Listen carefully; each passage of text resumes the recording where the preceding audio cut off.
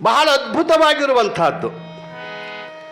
ನೀವು ಕೇಳಿದರೆ 5 ಮುತ್ತಗಳು ಅಂತ ನೀವು ಕೇಳಿದ್ರಲ್ಲ, ಇವತ್ತು ಎಲ್ಲರಿಗೂ ಗಂಡು ಮಕ್ಕಳಿಗೆ ಹೆಣ್ಮಕ್ಕಳಿಗೆ ಎಲ್ಲರಿಗೂ ಅವು ಮುತ್ತುಗಳಲ್ಲ. ಇವತ್ತು ನಾ ಹೇಳುವಂಥವು 5 ರತ್ನಗಳು. ಸಂತರು ಹೇಳಿರುವಂಥದ. ನಮ್ಮ ಆಯಿ ಭಾಳ ಸಂತಂದು ಭಾಳ ಹೇಳತ್ತಾಳೆ, ಬರೀ ಮ್ಯಾಲ ಬಂದು ಸಂತಂದು ಹೇಳ ಸಂತ ನಾ ಹೇಳೋದ ಸಂತಂದ ಇರ್ತೈತೆ. ಬಹಳ ಅದ್ಭುತವಾಗಿರುವಂತಹದ್ದು. ಯಾಕಂದ್ರೆ ಇವತ್ತು ಕೊನೆ ದಿವಸ ಇರೋದರಿಂದ ಹೋಗುವ ಹೊತ್ನಾಗ, ಯಾಕಂದ್ರೆ ಈ 9 ದಿವಸ ನೀವೇನು ಕೇಳಿರಲ್ಲ, ನಿಮ್ಗೆ ಯಾರಿಗೂ ನೆನಪು ಇರೋದಿಲ್ಲ. ಬಾರಿ ಹೇಳಿದ ಸ್ವಾಮಿ ಅನ್ಕೋತ ಹೋಗಿಬಿಡ್ತೀರಿ ನೀವು, ಹೌದಲ್ರಿ? ಆದರೆ ಕೊನೆಗೇನು ಅಂತ ಕೇಳಿದ್ರೆ, ತಾಯಿ ಮಗಳು ಗಂಡನ ಮನೆಗೆ ಹೋಗೋ ಹೊತ್ನಾಗ 1-2 ಮಾತು ಹೇಳ್ತಾಳೆ. ಗೊತ್ತೈತೆ ನಿಮಗೆ? ನಿಮ್ಗೆ ಹೇಳಿದ್ರೆ ಗೊತ್ತಿರ್ತೈತ್ಲೆ. ಅದು ಬೇರೆನೇ ಇರ್ತೈತೆ, ಮಾತುಗಳೇ ಬೇರೆ ಇರ್ತಾವೆ, ದಿವಸ ಹೇಳೋದ ಬೇರೆ. ಗಂಡನ ಮನೆಗೆ ಹೋಗಾಗ ಅಳ್ಕೊಂತ ತಾಯಿ ಮಗಳು ಹೋಗುವತ್ನಾಗ ಕರೆದ ಒಂದು ಕಿವಿ ಮಾತಂತ 1-2 ಮಾತು ಹೇಳ್ತಾಳ. ಹಂಗೆ ಇವತ್ತು ನಾವು ನಾಳೆ ಹೋಗವ್ರಂದ್ರೆ ಇವಾಗ 1-2 ಮಾತು ಕಿವಿ ಮಾತು ಇವು ಎಲ್ಲ ನಿನಗೆ ಹೇಳಿದ್ದು ನೆನಪದಾವಿಲ್ಲೋ ಗೊತ್ತಿಲ್ಲ. 9 ದಿವಸ ಪರ್ಯಂತರ ನೀವು ಪುರಾಣದೊಳಗೆ ಏನು ಕೇಳಿರೋ ಏನು ನೆನಪೈತಿಲ್ಲೋ ಗೊತ್ತಿಲ್ಲ. ಇವತ್ತೇ ಹೇಳುವಂಥ 5 ರತ್ನಗಳದಾವಲ್ಲ, ಇವನು ನೀವು ಮನುಷ್ಯನಾಗಿ ಇಟ್ಕೊಂಡು ಬಿಡ್ರಿ, ನಿಮ್ಮಂಥ ಶ್ರೀಮಂತರ ಜಗತ್ತಿನೊಳಗೆ ಯಾರಿಲ್ಲ ಅಂತ ಅಧ್ಯಾತ್ಮ ಶ್ರೀಮಂತಿಕೆ ಕೊಡುವಂಥದ್ದು ಯಾವುದಂದ್ರೆ ಪುರಾಣ ಪ್ರವಚನ. ಹೇಳ್ತಾಳೆ ನಮ್ಮ ತಾಯಿ. ಹೋಗೋತ್ನಾಗ ಏನು ಹೇಳ್ತಾಳೆ? ದಿವಸ ಹೇಳಿರ್ತಾರೆ, 20 ವರ್ಷ ತನಕ ತಾಯಿ ಹೇಳೇ ಇರ್ತಾಳೆ ಎಲ್ಲ ಕರೆ, ಮಗಳಿಗೆ ತಂಗಿ ಹಿಂಗಿರ್ಬೇಕಂತ ಹೇಳಿರ್ತಾಳೆ ಎಲ್ಲ ಕರೆ. ಅದೆಲ್ಲ ನೆನಪಿರೋದಿಲ್ಲ. ಗಂಡನ ಮನೆಗೆ ಹೋಗುವ ಹೊತ್ನಾಗ 1-2 ಮಾತು ಹೇಳೋದಿರ್ತಾವೆ. ಹಂಗೆ ನಾವು ಹೋಗವ್ರದಂದ್ರೆ ನಿಮ್ಗೆ ಹೇಳಬೇಕು. ನಾ ಗಂಡನ ಮನೆಗೆ ಹೋಗ್ಕೊಂಡು ನೀವು ಗಂಡನ ಮನೆಗೆ ಗೊತ್ತಿರಲ್ಲ. ಆಗಿನ ಹೆಣ್ಮಕ್ಳು ಗಂಡನ ಮನೆಗೆ ಹೋಗ್ಬೇಕಾದ್ರೆ ಭಾರಿ ಅಳ್ತಿದ್ರಿಲ್ಲ. ಒಬ್ಬ ಹೆಣ್ಮಗಳು ಗಂಡನ ಮನೆಗೆ ಹೋಗ್ಬೇಕಾದ್ರೆ ಮನ್ಯಾನ ಅವ್ವ ಅಪ್ಪ, ಅಕ್ಕ ತಂಗಿ, ಅಣ್ಣ ತಮ್ಮ, ಓನ್ಯಾನ ಗೆಳತ್ಯಾರು, ಚಿಗವುಗಳು, ಮುದುಕ್ಯಾರು ಎಲ್ಲ ಅಳ್ತಿದ್ದು. ಅಟ್ಟ ಅಲ್ಲ, ಊರು ಬಿಟ್ಟು ಹೋಗುವ ಹೊತ್ನಾಗ ಲಕ್ಕವನ ಗುಡಿಗೆ ಬಂದು ನಮಸ್ಕಾರ ಮಾಡಿ ಹೋಗಕ್ಕೆ ಬಂದ್ರೆ ಅಲ್ಲಿ ಬಂದು ಹಿರಿಯರು ಸುದಕ್ಕೆ ಕಣ್ಣೀರು ಹಾಕ್ತಿದ್ರು. ಆಗಿನ ವ್ಯವಸ್ಥೆ ಹಂಗಿತ್ತು, ಹೌದಲ್ಲ? ಆಯ್ ಗೊತ್ತೈತಿ, ಭಾಳ ಅಂತಾಳೆ ಹೋಗಕ್ಕೆ. ಹೋಗೋತ್ನಾಗ ಅಳ್ಕೊಂತ ಹೋಗ್ತಿದ್ಲ ಅಕ್ಕ. ಈಗ ಹೊಡೆದಲ್ಲ, ಅವರು ಹೊಡೆದಲ್ಲ, ನಿಮ್ಮನ್ನು ಹೊಡೆಸೋದಿಲ್ಲ. ಯಾವ ಅಂದ್ರೆ ಅದ್ರಾಗ ಅವ ಕರೆಯಕ್ಕೆ ಬಂದಿರ್ತಾವ, ಪಟ್ಪಾಟಿ ತೊಗೊಂಡು ಕಾರ್ ತೊಗೊಂಡು. ಈಗ ಅವ್ರು ಹೋಗೋ ಪದ್ಧತಿ ಇದು. ಈಗ ಹೋಗೋ ಪದ್ಧತಿ ಏನಂತ ಕೇಳಿದ್ರೆ, ಯಾವಾಗ ಹೋಗಿ ಬರ್ತಾನೆ ಅನ್ನೋದಿಲ್ಲ. ನಿಮಗೂ ಯಾರು ಗೆಳತಿಯರಿಗೆ ಹೇಳೋದಿಲ್ಲ. ತನ್ನ ಗಾಡಿ ಮೇಲೆ ಜಿಗಿದು ಕುಂಡಿರ್ತಾವ, ಕೂತು ಏನತ್ತಾವ, ಟಾಟಾ ಬಾಯ್ ಬಾಯ್. ಇದು ಗಂಡನ ಮನೆಗೆ ಹೋಗೋ ಪದ್ಧತಿ ಅದು. ಆಗ ಹಂಗೆ ಇದ್ದಿದ್ದಿಲ್ಲಲ್ಲ. ಊರಿಗೆ ಊರ ಅಳ್ತಿದ್ರು, ನನ್ನ ಮನೆ ಮಗಳು, ನಮ್ಮ ಊರು ಮಗಳು ಹೊಂಟ್ಲಂತ ಅಳ್ತಿದ್ರು ಅವರು. ಈಗ ಟಾ ಬಾಯ್ ಬಾಯ್, ಅವನು ಬಾಯ್ ಟಾ ತಾಳು ಅವುಗಳು ತಾವಿಗೇನು ಮಾಡೋದು. ಒಂದು ಮಾತು ಹೇಳ್ತಿದ್ಲಾಗೆ ತಾಯಿ. ಅದಕ್ಕೆ ಏನು ಹೇಳ್ತಾಳ ಅಂತ ಕೇಳಿದ್ರೆ, ತಂಗಿ ನಿನ್ನ ಹೇಳಿದ ಮಾತನ ಹೇಳ್ತಿದ್ಲಾಗಿ. ಏನಂತ? ಚಂದಂಗಿ ಇರು, ಗಂಡನೇ ದೇವರೆಂದು, ಗಂಡನೇ ಗುರು ಎಂದು ತಿಳ್ಕೋ. ನಿಜವಾದ ತಾಯಿ ಹೇಳೋ ಮಾತಿದು. ಅತ್ತೆ ಮಾವರನ್ನ ತಪ್ಪದೇ ಸೇವಾ ಮಾಡು, ನನ್ನ ತಂದೆ ತಾಯಿ ಅಂತ ತಿಳ್ಕೋ. ಹೌದಲ್ರಿ? ಅಜ್ಜಿಗಳು ಹೇಳ್ತಿದ್ರಿ ಇಲ್ಲಿ. ಯಾಕಂದ್ರೆ ಆ ಮನೆ ಬ್ಯಾರಲ್ಲ, ಈ ಮನೆ ಬ್ಯಾರಲ್ಲ, ಆ ಮನೆಯನ್ನು ಬೆಳಗು, ನನ್ನ ಮನೆ ಹೆಸರು ತಗೊಂಬ ತಾಯಿ ಅಂತ ಹೇಳಿ ಕಳಿಸುವಂಥ ತಾಯಿಗಳು ಹಂಗಿದ್ರವು. ಕಿವಿ ಮಾತಂತಾರವು. ಚಲೋ ಹಂಗಿರು. ಅವ್ರು ಯಾರು ಮನ್ಯಾಗ ಇರ್ತಾರಲ್ಲ, ಗಂಡನ ಅಕ್ಕಂಗ್ಯಾರು ಯಾರು, ಅದು ಏನಂತಾರೆ ಅವ್ರಿಗೆ? ನಾದಿನಿ. ಹೆಸರು ಹಂಗೆ ಇಟ್ಟಾರ ನೋಡು. ಇವ್ರು ಸಣ್ಣಗೆ ನಾದ್ತಾರ ಅವರು ಪಾದವ್ರನ್ನ. ಅದಕ್ಕೆ ಅವ್ರ ಹೆಸರು ಶಾಣ್ಯಾರ ನೋಡಿ, ಹಿರಿಯಾರ. ನಾದಿನಿ ಸಣ್ಣಂಗೆ ಹಿಂಗೆ ನಾದ್ತಾರಲ್ಲ, ಅದಕ್ಕೆ ಅವು ಭಾಳ ಕೆಟ್ಟದ.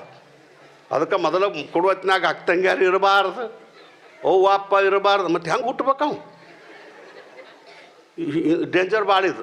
ನಾಳೆ ನಿನ್ನ ಮಕ್ಕಳು ಕೊಡಾಗ ಅವರು ಹಿಂಗಾನ ಅವರು ಅದಲ್ಲ. ಅದಕ್ಕೆ ಚಂದಂಗ ಬಾಳೆ ಮಾಡುವ, ಗಂಡನ ಮನೆ ಹೆಸರು ತವ್ರ ಮನೆ ಹೆಸರು ತಗೊಂಬ, ಚಂದಂಗಿ ದೇವ್ರಂತ ತಿಳ್ಕೊಂಡು ನಡಿ ಅಂತ ತಾಯಿ ಕೊನೆ ಮಾತು ಹೇಳ್ತಾಳೆ. ಕರೇ ಲಕ್ಕವನ ಗುಡಿಯಾಗ ಕೂತಾರಿ. ಈಗಿನ ಅವುಗಳು ಇಂಥ ಮಾತು ಹೇಳ್ತೀರಿ, ಗಪ್ ಹೆಂಗಾದ್ರು ನೋಡ್ರಿ, ದೇವ್ ಬಡ್ದಂಗೆ. ಹಾನಿ ಮಾಡಿ ಹೇಳ್ರಿ ನೋಡೋಣ. ತಂಗಿ ಈಗಿನ ಅವ್ರದ್ದು, ತಂಗಿ ನಾ ಹೇಳಿದ್ದ ತಿಳ್ಕೊ, ಹಿಂದಿಗಡಿಸೆ ಗೋಳ ಆದಿ, ಮೊದಲು ಹೆಂಗಾರೆ ಮಾಡಿ ಮನಿ ಅಡ್ಡ ಮಾಡ, ಅವನು ಕಿವಿ ತುಂಬಿ ಬ್ಯಾರೆ ಆಗೋದು ಮಾಡ, ಆರಾಮಿರ್ತೀರಿ ನೀವು ಗಂಡ ಹೆಂಡತಿ. ಈಗಿನ ಹೇಳುವಂಥ ತಾಯಿಗಳಿದು.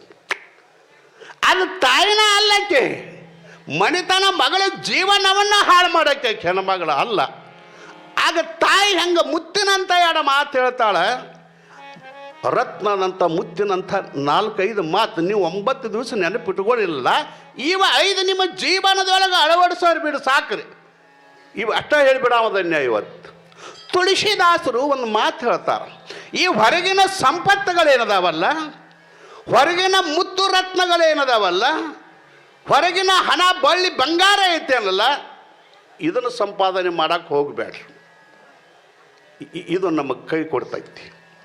ನಿನ್ನ ಜೀವನ ಸಾಫಲ್ಯ ಆಗಬೇಕಾಗಿತ್ತು ಅಂದ್ರೆ, ನಿನ್ನ ಜೀವನಕ್ಕೆ ಒಂದು ಮೆರುಗು ಬರಬೇಕಾಗಿತ್ತು, ನಿನ್ನ ಬದುಕು ಬಂಗಾರ ಆಗಬೇಕಾಗಿತ್ತು. ಇಲ್ಲಿ ಸಲ್ಲುವರು ಅಲ್ಲಿ ಸಲ್ಲುವರಯ್ಯ ಬಸವಣ್ಣ.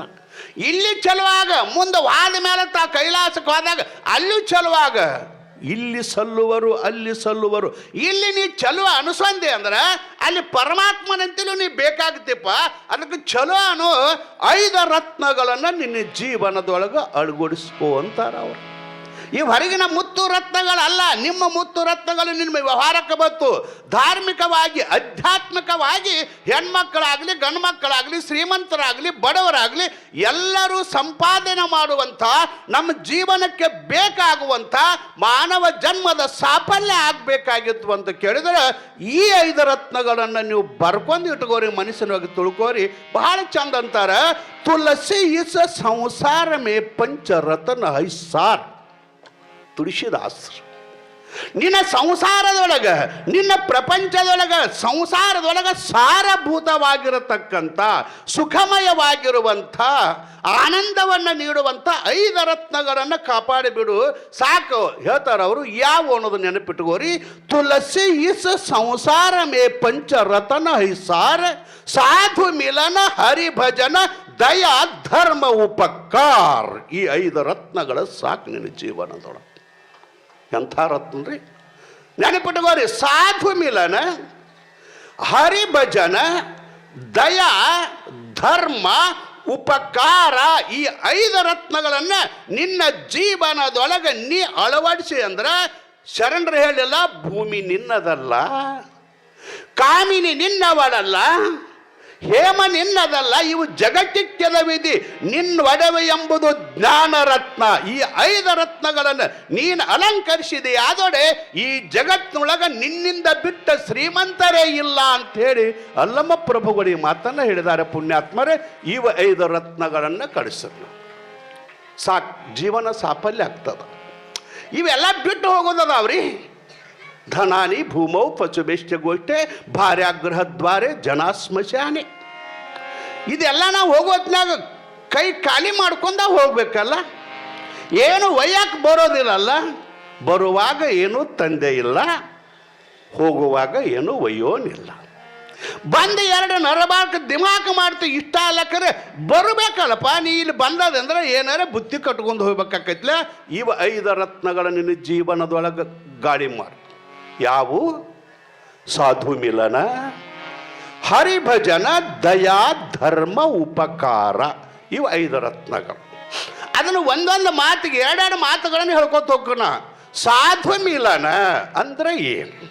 ಇದು ರತ್ನ. ತುಳಸಿದಾಸರಂತಾರೆ ಇದು ಅಮೂಲ್ಯವಾಗಿರುವಂಥ ರತ್ನ. ಸಾಧು ಮಿಲನ, ಸಾಧು ಮಿಲನ ಅಂದ್ರೆ ಮಹಾತ್ಮರ, ಶಿವಯೋಗಿಗಳ, ಸಂತರ, ಸಜ್ಜನರ ಸಂಘವನ್ನು ಮಾಡು. ಇದು ಬಹಳ ಮುಖ್ಯ ಜೀವನದೊಳಗೆ. ಯಾಕಂದ್ರೆ ಮನುಷ್ಯ ಬದಲಾವಣೆ ಆಗೋದು ಹುಟ್ಟುವಾಗ, ಮನುಷ್ಯ ಗರ್ಭದಿಂದ, ತಾಯಿಯ ಗರ್ಭದಿಂದ ಹೊರಗೆ ಬಂದಾಗ ಅವ ಕೆಟ್ಟು ಇರುವುದಿಲ್ಲ, ಚಲೋನು ಇರುವುದಿಲ್ಲ, ನಿರ್ಮಲ ಮನಸ್ಸು ಇರ್ತೈತಿ.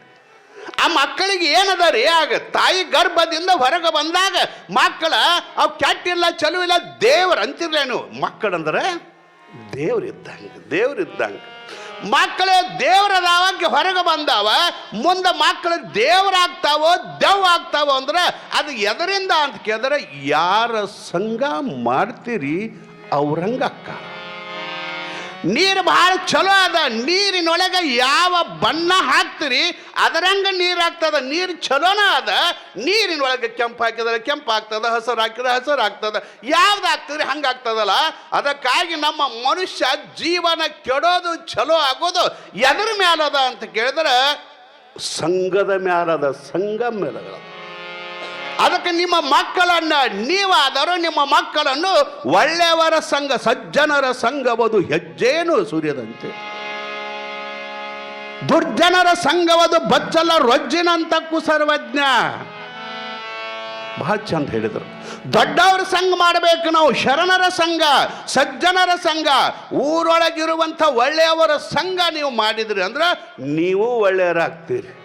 संग करे अशराप की बढ़त बढ़त बढ़त जाए, संग करे चिल्लर के फल छोड़ के पत्थर खाए.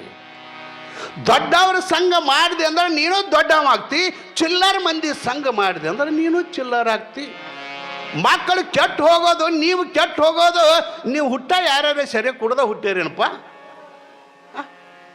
ಚುಟ್ಟಾ ಸೇದರೆ ಗುಟ್ಕಾ ತಿಂದರೆ, ನೀವು ಯಾರಿಂದ ಕಲಿತ್ರಿ ಅಂದ್ರೆ ಸಂಘದಿಂದ ಕಲಿತ್ರಿ ಇಷ್ಟ. ಅದಕ್ಕೆ ಸಂಘದೊಳಗೆ ಜೀವನ ಬಹಳ ಎಚ್ಚರ ಇರಬೇಕು. ನಾವು ಮಾಡುವ ಸಂಘ ಅದ್ಭುತವಾಗಿರಬೇಕು. ಮಹಾತ್ಮರ ಸಂಘ ಮಾಡ, ಶರಣರ ಸಂಘ ಮಾಡ, ಶಿವಯೋಗಿಗಳ ಸಂಘ ಮಾಡಪ್ಪ. ಊರೊಳಗಿರುವಂಥ ಹಿರಿಯರ ಸಜ್ಜನರು ತೋರಿಸ್ತಾರೆ, ಎಷ್ಟು ಸಜ್ಜನ ಅದ ನೋಡಪ್ಪ. ಅವ ಎಲ್ಲರೇ ನಾಮ ವಿಭೂತಿ ಹಚ್ಕೊಂಡವ್ರು ಶರಣರಂತಲ್ಲ, ಯಾರಲ್ಲಿ ಒಳ್ಳೆಯ ಗುಣಗಳದಾವ ಅವರೆಲ್ಲರೂ ಶರಣರು. ಶರಣರು ಅಂದ್ರೆ ಯಾರಿಗೆ ಅನ್ಬೇಕ್ರಿ? ಬಾಡಿ ವಿಭೂತಿ ಹಚ್ಕೊಂಡು ರುದ್ರಾಕ್ಷಿ ಹಾಕ್ಯಾನ ಅಂದ್ರೆ ಶರಣ ಅಂತಲ್ಲ. ಬಸವಣ್ಣವರು ಶರಣರ ಬರೀತಾರೆ.